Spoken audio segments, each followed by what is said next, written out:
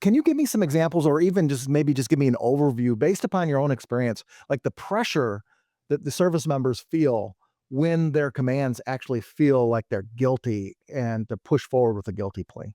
Yeah, it can be really high, in particular in the Marine Corps. I see it the most pressure exerted in the Marine Corps. I would say that you can go from a rock star Marine to a shitbag overnight by being accused of something where now your platoon sergeant, the first sergeant, your entire leadership went from someone who was an otherwise outstanding Marine to treating like garbage, taking you out of your position, putting you in some ancillary billet that you shouldn't otherwise be in, and Mhm. giving pressure for you to quote take accountability of it, which means plead guilty, right?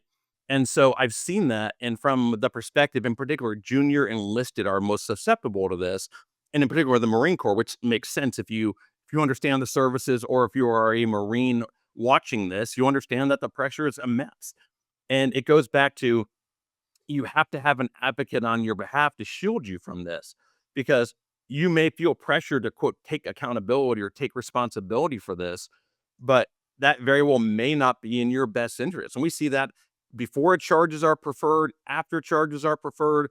We see Marines, or all services, but it's the most of this is Marine. Most of my examples are Marine Corps, where you'll call a Marine in and call them into the office, or behind the Connex, as we used to call it, and they'll tell them they need to man up and take responsibility for this.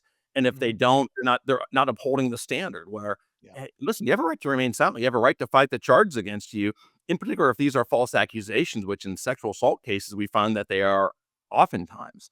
And so yeah, the pressure is absolutely immense. And if that happens, you really need to, you know, take a step back from it. Always be respectful, always be courteous, never lose your bearing. That's not going to do you any bit of good. And that's the topic you need to broach with me or whoever's your attorney, because we can step in and start setting some boundaries, and I can put a stop to that instantly. I mean, and one phone call, and I'll have a stop to that, and you won't be feeling that pressure anymore. I can do that with a phone call.